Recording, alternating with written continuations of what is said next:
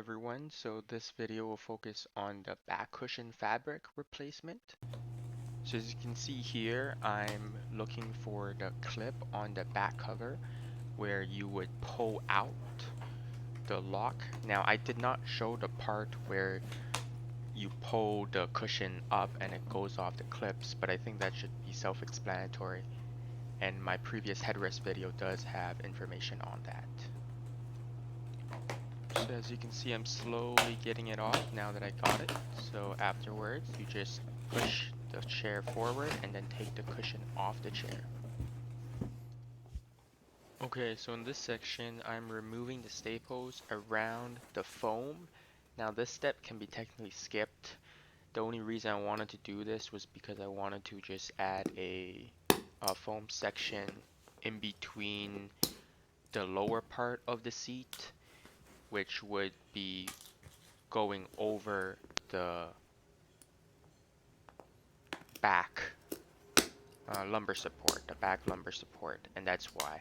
Usually I would not recommend this. This adds additional time. What you would do for a reupholstery in general for these chairs is you would just put the fabric over this current fabric. The problem is that you can't actually change the fabric itself unless you have a sewing machine, and I don't have any sewing equipment, so I couldn't like sew the back into this, because you would have to unattach the black part that you can see, because that has the lock mechanism at the bottom. So therefore that's what you would have to do. I will leave this part in here just to show you how to take apart the staples everywhere. Now you can see here I use a staple remover. I do not suggest you use a staple remover. I suggest you use tweezers. Tweezers will make this much easier, and it will make this, sorry, not tweezers, pliers will make this very easy to remove all the staples that you have.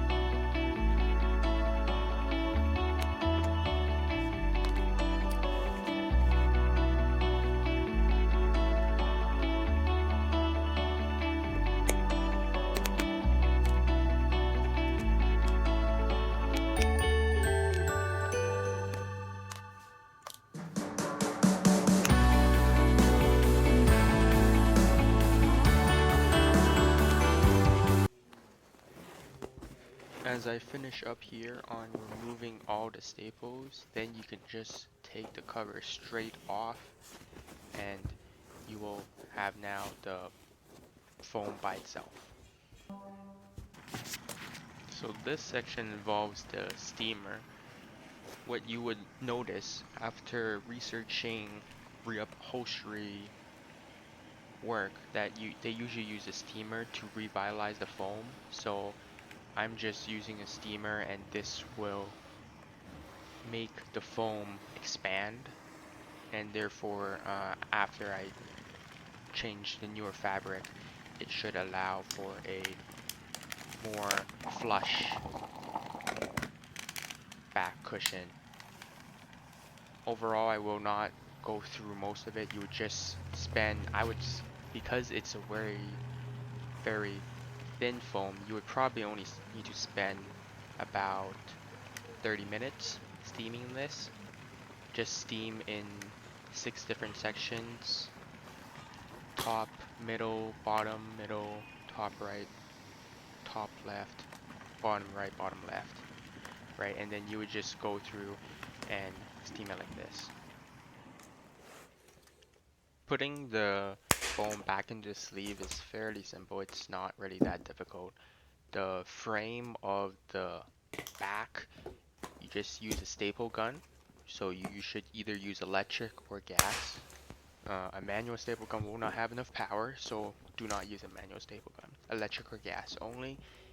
The staple size would be 5/16 inch, and you would just staple around the outside, giving about 2 to 3 inches for each staple.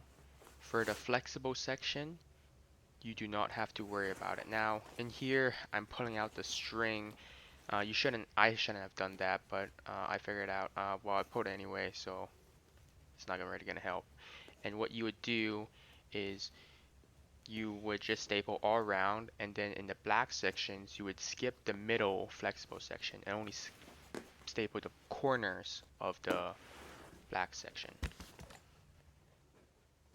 So afterwards that you've reattached the fabric over the foam and the frame, you would put over your own fabric on the chair, and you would cut a little bit extra than what you would need so that you could have some to go over. Now the technique for this is, if you're a specialist, you can measure and find the exact measurement, but you would usually buy extra, and therefore you would just cut a little bit extra so you have time, you have an error that you could afford to cut if you need to push a lot in the back.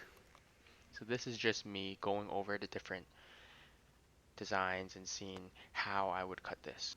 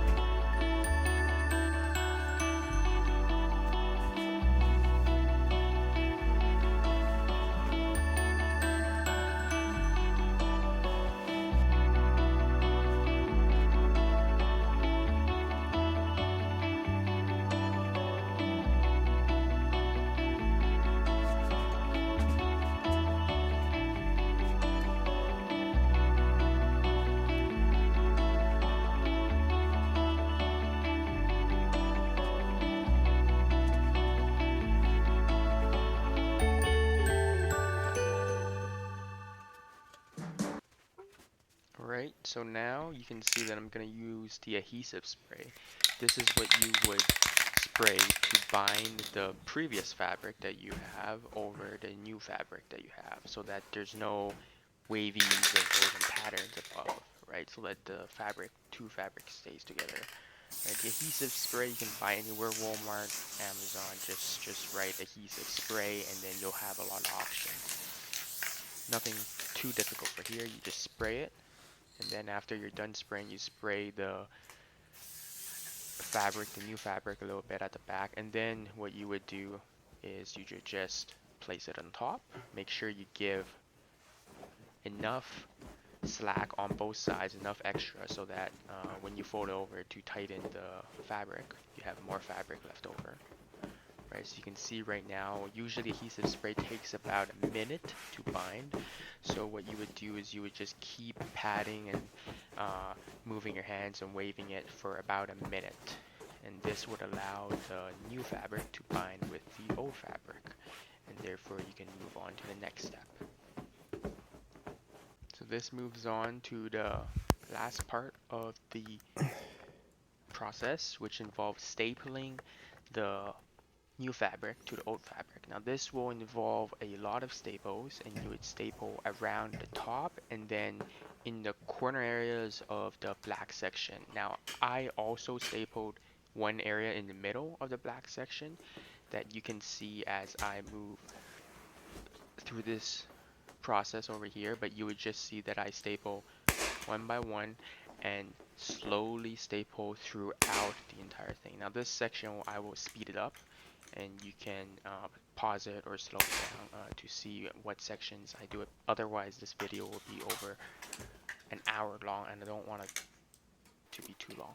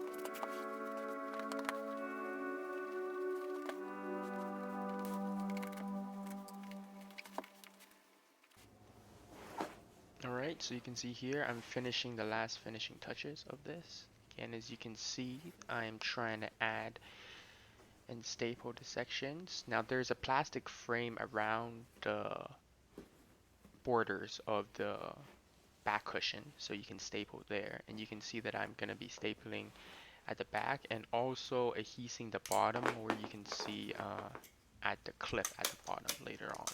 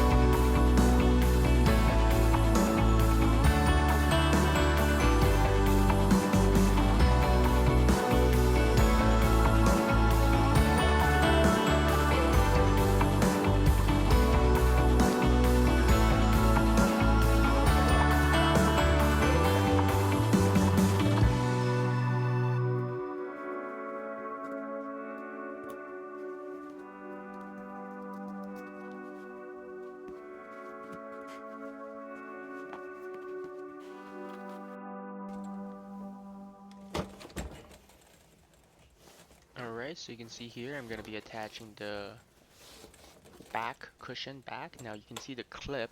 What you do is you take the clip out and you push it into the groove, right?